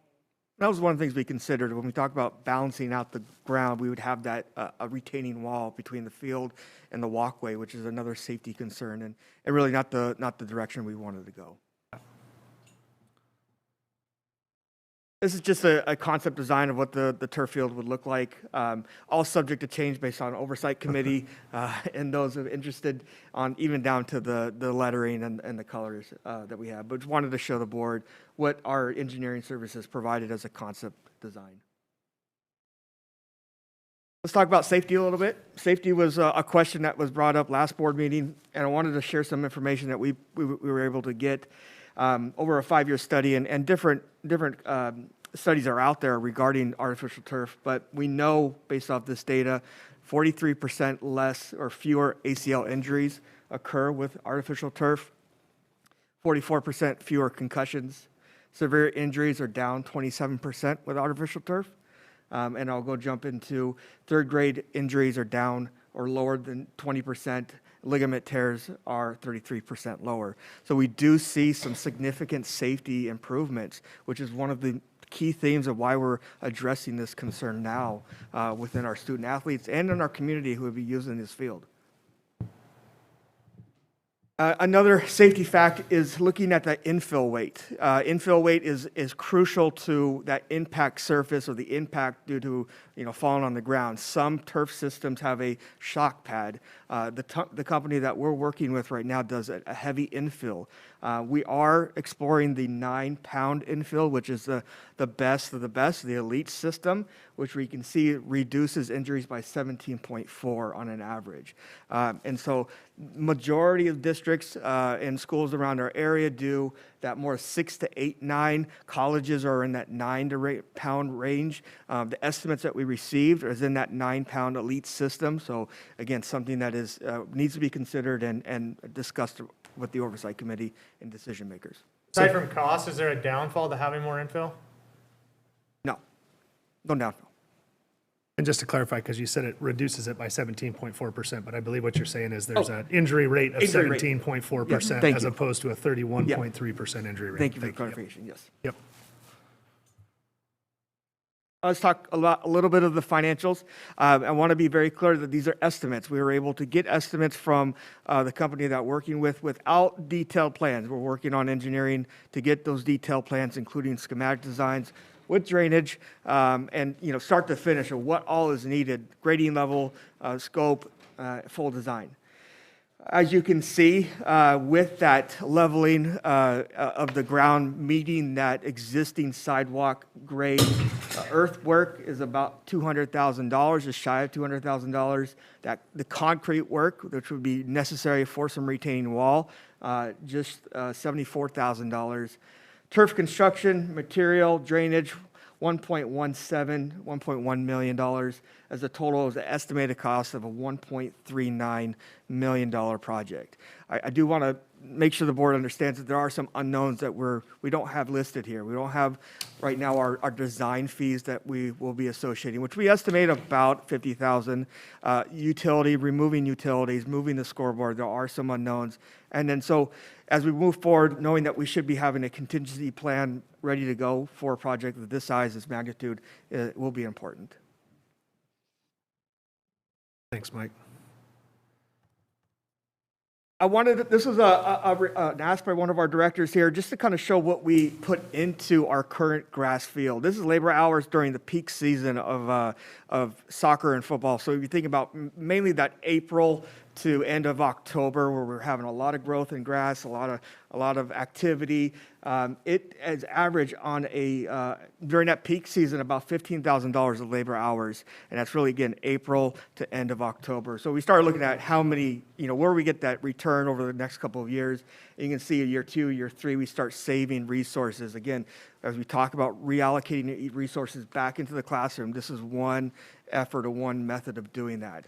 And really, what we're talking about labor hours here is lining soccer field twice a week, a football field once a week, which is about 6 hours per sport for one person, and we only have 2 grounds. Mowing, and we'll talk about watering here in a second, but that general maintenance, resodding, which we have to do every about 5 to 6 years, is a cost that we have to consider as well.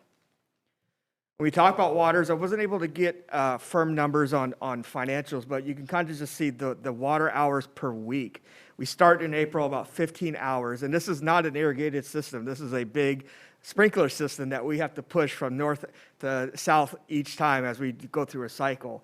As we go through April, May, we start picking up, and when we hit June, July, August, September, it's 8 hours a day, every day, 40 hours, so that's 40 hours a week. That's pumping out a lot of gallons of water, and I don't have the numbers here, but we can estimate that that's a significant amount of money to our district that we're going to be saving because we don't have to water an artificial turf. And so we start bringing it down as we get into the winter months, but again, as you can see that peak, and it changes. We're seeing a change in climate. We're getting a lot hotter summers, and we're starting to water a lot earlier. This year, May, we had August temperatures in May, and we can expect that going forward in the future. And now I'll open it up for questions. So Mike, one thing, and I really love this graphic, right, from a water usage, and I do want to know that the actual hard numbers when you get those. But when you think about this amount of water and the previous slide of the manpower, which isn't even the full year, it's just the peak year. But I believe you had said currently, based on the current field, we're able to use that 10 hours a week. What we did this year was 10 hours, an average of 10 hours a week. Only our varsity groups were able to use it for games. So when we think about the dollars that go out, right, and even with all that dollar and manpower spent, the available usage is Minimal. very minimal. Yep, correct. So, cool, thank you. Yep. And Mike, would you go back to the cost estimator? We believe in working with local community as we think about the earthwork of roughly $200,000. When it comes to in-kind donation, I believe this is the place where the district is proposing, where we have the ability to shave off some of these costs. We know that the Estacada community isn't as fortunate to be able to write a $200,000 check. However, this community does have dump trucks, front loaders, excavators, of the sort. And so as the school district has moved forward in this direction, we've received an outpouring of local community members willing to help and ready to help with a shovel. And so we understand that $1.3 million is a significant investment of public funds. But at the end of the day, we think that the earthwork and potentially some concrete work is where we can shave off some of this total cost through in-kind donation of our local community. And my question is, when are we going to sit down with these community members and figure out what we can do? I'd like to see this thing start moving. I would agree with you. If the board approves this decision of moving forward, our goal would be to move quickly and as quickly as we can. We've been given a tentative end date, and I hope to be able to make that end date, but that would mean we'd start picking up our shovels, if you will, immediately, and start working with our community members to see where we can offset those costs and then get the turf out here and get it ready to go. I think one of the important parts for me on the resolution that's being reviewed right now is the oversight committee. I think that's really important, and having Yes. a very clear, I mean, I think one of my biggest concerns is I don't want to just focus on the turf. I want to have a long-term vision of what does Buzz Randall Stadium ultimately look like in its, premier state. I mean, we may not be able to do everything that we want to, but I want to have an end goal in mind, and, maybe this is the first step in that ultimate vision. So I want to make sure that, whatever we're working towards is a holistic, long-term vision. I want to make sure we have, that oversight committee that's a part of that vision and taking into account now and in the future. I appreciate you saying that, because we do have the opportunity as we look at River Mill roof. If we got the roof up, might as well look at some other opportunities. This is a similar situation. We're tearing up ground. We're going to have to move the scoreboard. What are the opportunities now or in the future? So thank you. Okay. More questions? I'm excited. Is it relevant to communicate to the public the difference between general fund expenditures and capital construction expenditures? Or do you feel like we've done that well enough? I think I feel like we've talked about it a lot over the last Yeah. couple months, but if you want to run through it real quick. Maybe just in short order, I think it's important for those who are watching on YouTube Live and are present today as well, that this investment of $1.3 million, or not to exceed $2 million ultimately, is not coming out of the classroom funds, nor is it coming out of the pockets of our employees and our other negotiated contracts. One of the things, as Director Wheeler talked about at the beginning of this, is a lot of this money that's coming into this capital construction fund comes from the construction excise tax. And that is these new homes, as they get these building permits, they're taxed $1 per square foot. So over the course of really a decade of growth inside this community, the Executive School Board of Directors has done really a pretty fiscally responsible job of saving this money dollar for dollar as it comes into this fund, ultimately leading to what you saw from CFO Christina Weiner, that's risen to about $2.5 million. That money cannot be used to purchase food for the cafeteria. It can't be used to give cost of living increases to our employees through contract. It can only be used to improve the assets on district property and/or purchase acquisition of land. And so there's only a specific amount of things that this money can even be allocated for in the first place, and it's not being taken from any general expenditures in that process. And so I just think it's always important to educate that, because the one thing I don't want is any misinformation of, because we chose to invest in a safe playing surface and an additional middle school physical education classroom at the middle school, that is a direct correlation of less pay inside our school district, or that's preventing us from continuing to advance our technology in the classroom. This is for capital construction, and that's its purpose. Awesome, thank you, yes. Thanks, Aaron. Okay. Any other questions, comments? Joe, I know you're caught up, so. Yeah, I don't want to repeat what you probably already said, but we checked a lot of these boxes in our last meeting about the benefits, safety, the more usage. It's all upshot for the district and the community, and especially the kids, so. Okay, thanks, Mike. Okay, it's been moved and seconded and discussed. All in favor, raise your right hand. Motion carries. Okay.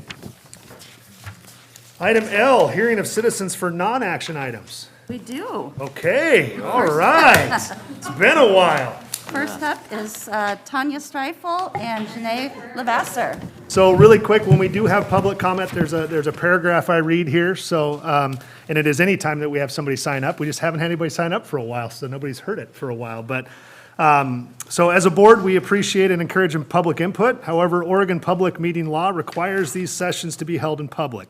This is a meeting in public. It is not a public meeting. The primary difference between that being public input may be requested or allowed, but is not required under the law. In other words, you have the right to view, but not necessarily to participate. Policy BDDH is the guide for public participation. In essence, it states that citizens must sign up in advance of the beginning of the regular meeting for an opportunity to speak.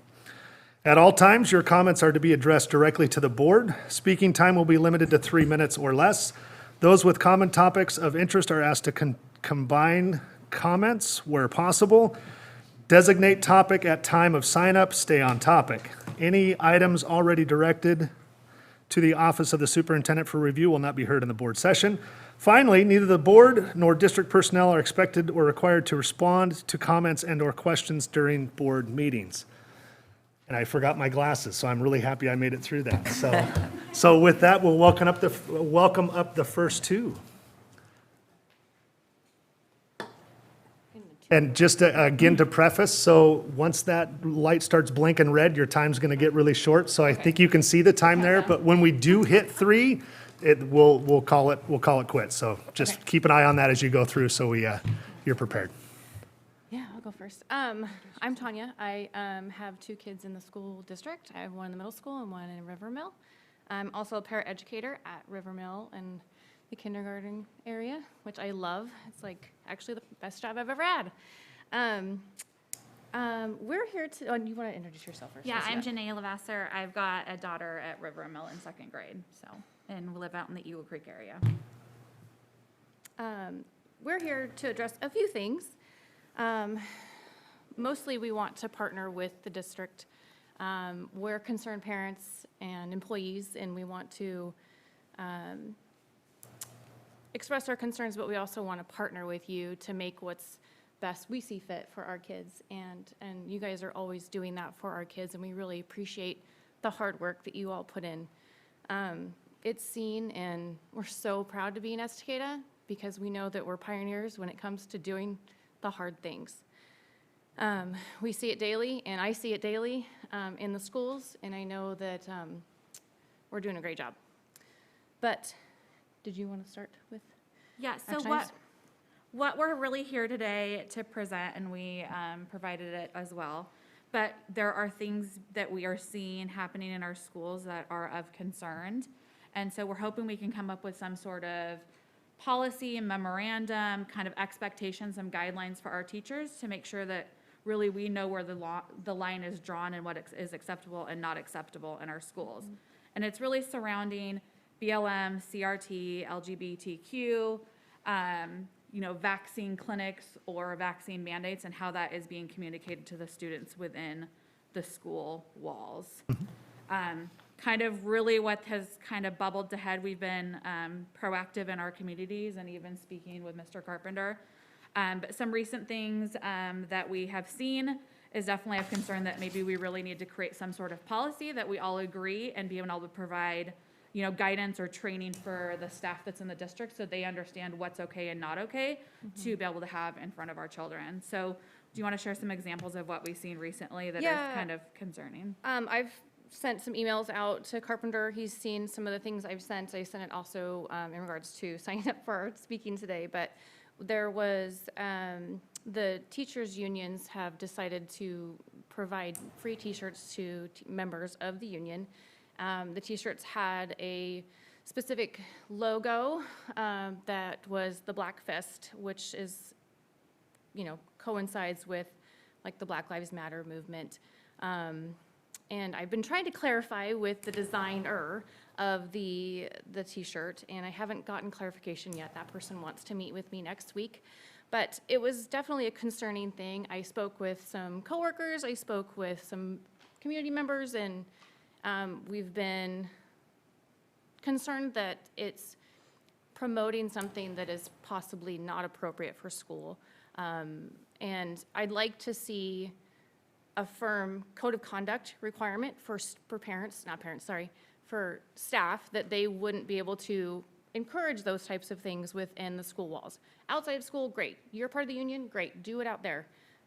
In the school grounds, I don't feel that those things are appropriate, and it's not educating our children by any means.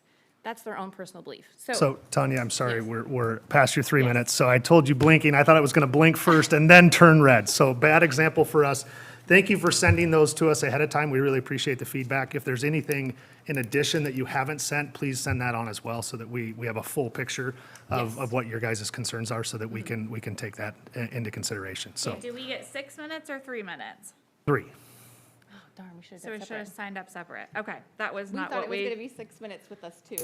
Okay, so I guess what, I think our final thing is we would like to figure out what our next steps are, so hopefully that can be something we discuss on. Perfect. How we go to We'll next make an steps with our appointment. concerns. Thank you very much. Appreciate it. Thank you.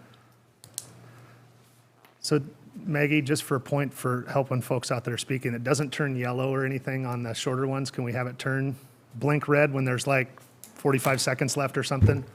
That'd be super. Thank you. Okay. We have one more, Jane Anderson. All right. Come on up, Jane. Good evening.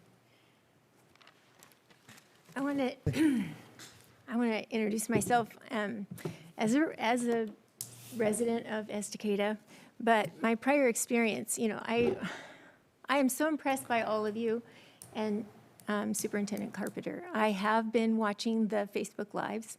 I've watched a couple of your board meetings, and I am sincerely proud to be a part of this district. Though I have no kids in the school, your kids are our kids. We're all part of the community, right? And your parents are doing a good job in raising their kids. You guys are doing a good job in educating our kids, and the work you're doing on the board, I sincerely appreciate. I come from the background of serving 2 terms in the Corbett School District. I know exactly some of the challenges you face. School funding issues, we did 3 superintendent searches, and we did the fight for the 4-day school week, which the community at first did not want. And then when we got the new superintendent, Mr. Dutton, he wanted to get it back, and they all are like, no. So, even our community and our constituents can be wishy-washy. I'm here tonight because I am sincerely so concerned about our freedoms. I am not representing any particular group, but I am a part of Free Oregon, Oregonians for Medical Freedom, and Children's Health Defense, the Oregon chapter, and Parents' Rights in Education.org. So I got involved because, I have 3 children of my own, all raised. I have 4 grandchildren. 1 might be entering into this district next year. These mandates, they're mandates. I know it's really tough. You guys are in, I so much sympathize your position as parents, as board members, and as Oregonians. We have a tough job to do, but we have to do it. These mandates for masks, these mandates for vaccines that are going to be coming down the line, these passport mandates, these are serious issues related to losing our freedoms as each one of us and adults in this room, but our children in these schools and our children yet to come. Think back, when I first became a parent, the one thing that was forefront of my mind is to remember what it was like to be a child. So think back to when you were a child, and what would it have been like for you to leave that front door of your house with a mask on, be in school all day with your mask on, and come home with that mask on? Whether you're on an hour school bus drive or a 5-minute, mine was an hour, from Redland to Sandy High School, where I graduated. So I want you to really think about what you're doing here. Push back on these mandates, push back. I have a few things do you know HR 550 legislative in the Congress, it's already passed for vaccine passports in the United States of America. They want to take that away from us. It's in the Senate. I'm asking each and every one of you, please, as parents, as board members, this is just the start of your, what do you want to say, public service, being elected officials. Please contact our legislators and tell them no on our HR 550. Good. The Senate has got it. If they vote it, we're done. Hey, Jane, I'm sorry, I have to cut you off there. I gave you extra time, the same amount of extra time as I gave the No, other folks too. I but want to thank you for being apologize here. in advance. I wanted to put my face to your faces because I've seen you all on video. I did talk with Director Walper ahead of time just to let him know I was coming. I will be sending an email. I just wanted you to know, who's this Jane Anderson sending us this email? But I will be sending you an information Great. email with. Thank you. Thank you very much. Thank you. Thank you. We Thank you all appreciate for it. your time. Thank you. Thank you. All right. That's it. That's it. That's all that's signed up. Okay, so that puts us on item M, which is adjournment. But before I adjourn, I just want to say thank you again for those that came tonight. Yeah. Thank you for those that are watching online. I'll look at the camera. It's so great to have people here. So please feel free to come anytime. Yes, thank you for your feedback. Thank you for participating. Thank you for caring about the community and engaging with the school district. We appreciate it very much. So with that, I'm going to adjourn.